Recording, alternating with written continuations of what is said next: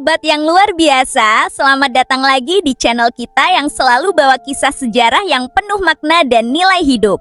Kali ini kita bakal bahas cerita dari tahun 1572 yang benar-benar menyentuh hati tentang seorang pria Huguenot yang di tengah pembantaian massal kaum Protestan oleh umat Katolik, memilih mati daripada menyelamatkan nyawanya dengan memakai tanda pengenal Katolik yang diberikan oleh kekasihnya sendiri. Bayangin aja sobat, ketika nyawa kita terancam, banyak dari kita mungkin akan melakukan apa saja untuk tetap hidup. Tapi dia memilih untuk tetap setia pada keyakinannya, walau harus mengorbankan segalanya. Kisah ini bukan hanya tentang konflik agama, tapi juga tentang cinta, kesetiaan, dan pilihan hidup yang berat. Yuk kita mulai ya, dengan penuh rasa hormat terhadap semua keyakinan dan pihak yang terkena dampak.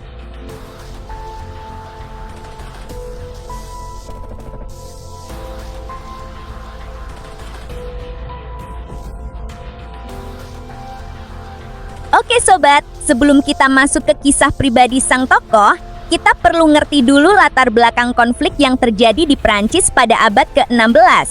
Saat itu, Prancis sedang mengalami perpecahan besar akibat munculnya gereja Protestan yang dikenal sebagai Huguenot. Mereka mengikuti ajaran reformasi yang digagas oleh orang seperti Martin Luther dan John Calvin. Pada awalnya, jumlah Huguenot tidak terlalu banyak, tapi seiring waktu mereka semakin berkembang, bahkan banyak dari kalangan bangsawan dan orang penting di Prancis yang bergabung. Ini membuat pihak Katolik yang merupakan mayoritas merasa terancam, terutama karena agama pada masa itu sangat erat kaitannya dengan kekuasaan politik dan sosial. Konflik antara kedua kelompok ini tidak hanya terbatas pada perdebatan teologis, tapi juga meluas menjadi konflik bersenjata yang dikenal sebagai Perang Saudara Agama Prancis. Ada beberapa gelombang perang yang terjadi selama beberapa dekade, dengan korban jiwa yang sangat banyak dari kedua sisi. Masyarakat hidup dalam ketakutan dan ketidakpastian, tidak tahu kapan konflik akan kembali meletus dan siapakah yang akan menjadi target berikutnya. Penting kita ingat ya sobat, konflik ini bukan karena agama itu sendiri buruk, tapi karena kombinasi faktor politik, ekonomi, dan sosial yang membuat perbedaan keyakinan menjadi sumber konflik yang besar. Kita melihatnya dari sisi sejarah dan dampaknya terhadap kehidupan manusia, bukan untuk membandingkan atau menilai mana agama yang lebih baik. Nah, di tengah suasana yang penuh ketegangan ini, lahirlah hubungan cinta yang unik antara seorang pemuda Huguenot yang kita sebut saja dengan nama Antoine dan seorang wanita Katolik muda bernama Marie. Mereka bertemu di salah satu kota Prancis yang masih relatif damai, di mana orang-orang dari kedua agama masih bisa saling berinteraksi. Meskipun berasal dari keyakinan yang berbeda, mereka jatuh cinta dalam waktu singkat. Antoine adalah seorang pedagang muda yang jujur dan penuh semangat dalam keyakinannya. Sementara Marie adalah putri dari seorang pengusaha Katolik yang cukup berpengaruh. Hubungan mereka tidak mudah.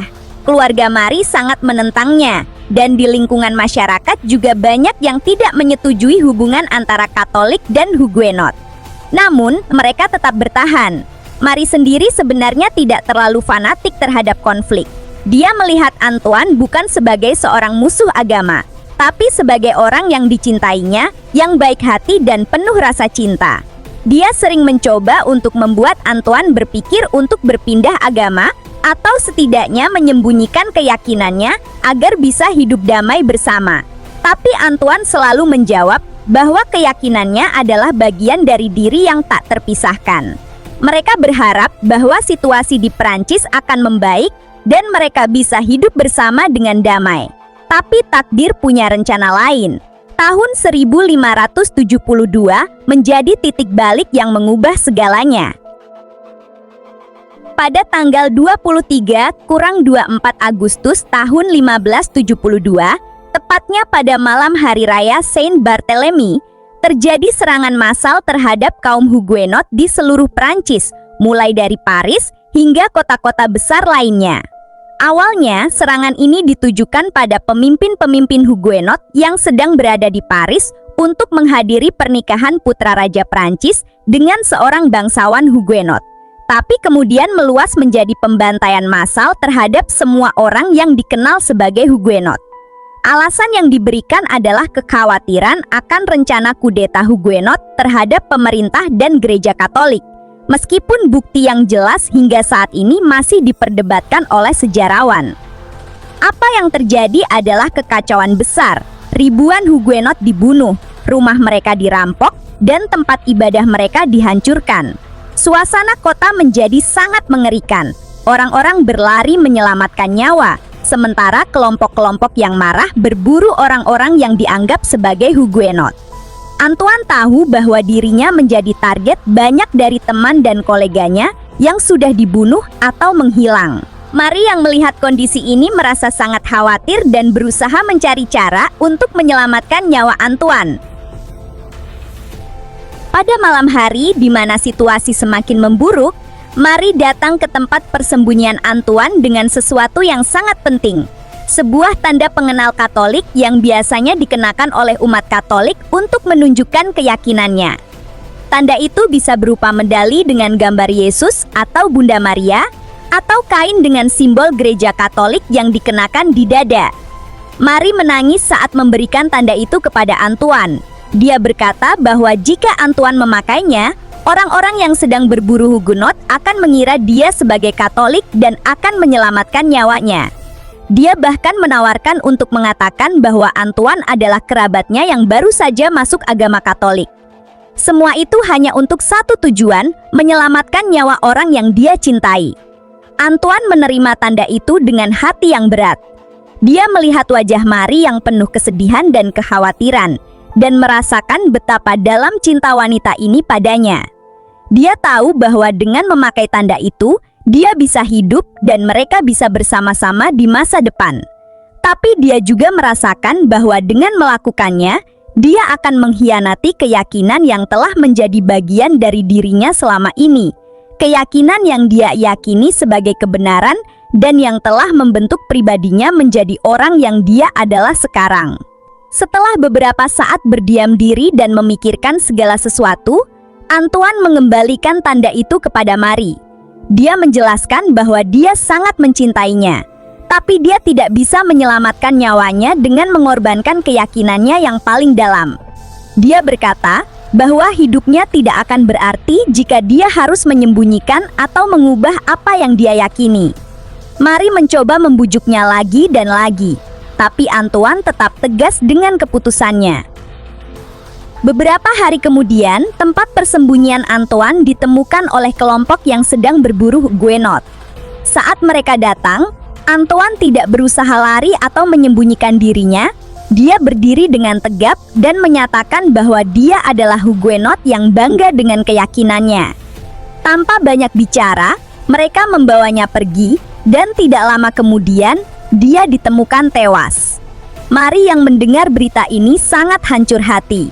Dia merasa bersalah karena tidak bisa menyelamatkannya, tapi juga merasa kagum dengan kesetiaan dan keberanian Antoine untuk tetap pada keyakinannya. Setelah kejadian itu, Marie tidak pernah menikah lagi. Dia merasa bahwa tidak ada orang lain yang bisa menggantikan tempat Antoine di hatinya. Kisah Antoine kemudian menyebar di kalangan baik Huguenot maupun Katolik di kota mereka. Banyak Huguenot melihatnya sebagai pahlawan yang rela mengorbankan nyawanya untuk keyakinan. Sementara beberapa Katolik juga merasa terkesan dengan kesetiaan dan keberaniannya. Bahkan ada yang mengatakan bahwa Marie sendiri setelah itu menjadi lebih terbuka terhadap perbedaan keyakinan dan sering membantu kaum Huguenot yang selamat dari pembantaian dengan memberikan tempat persembunyian atau makanan. Meskipun kisah ini berakhir dengan duka cita, ia meninggalkan dampak yang mendalam bagi masyarakat lokal, menjadi pengingat bahwa perbedaan keyakinan tidak boleh menjadi alasan untuk kekerasan, dan bahwa setiap orang punya hak untuk memegang keyakinannya dengan penuh martabat. Sobat, sampai di sini kita sudah melihat seluruh perjalanan kisah Antoine dan Marie, dari cinta yang tumbuh di tengah konflik, hingga pilihan berat yang harus diambil oleh Antoine. Kisah ini punya makna yang sangat dalam bagi kita yang hidup di masa sekarang, yang lebih damai dan penuh keragaman. Pertama, kisahnya mengingatkan kita akan pentingnya menghormati perbedaan keyakinan agama. Setiap orang punya hak untuk memegang keyakinannya sendiri, dan kita tidak boleh menggunakan kekerasan atau paksaan untuk mengubah keyakinan orang lain. Konflik agama di masa lalu telah menunjukkan betapa menyakitkannya akibat yang ditimbulkan oleh tidak bisa menerima perbedaan. Kedua, kisahnya menunjukkan bahwa cinta dan kesetiaan bisa ada di tengah perbedaan. Meskipun Antoine dan Marie berasal dari keyakinan yang berbeda, cinta mereka tetap kuat bahkan ketika mereka harus menghadapi pilihan yang sangat sulit. Ini mengajarkan kita bahwa perbedaan bukanlah penghalang untuk saling mencintai dan menghargai satu sama lain. Ketiga, kisahnya juga mengajarkan kita tentang pentingnya memiliki keyakinan yang kuat, tapi juga tetap terbuka terhadap orang lain. Antoine tetap setia pada keyakinannya, tapi tidak pernah memaksakannya pada Marie. Dan Marie, meskipun berbeda keyakinan, tetap mencintai dan berusaha menyelamatkannya.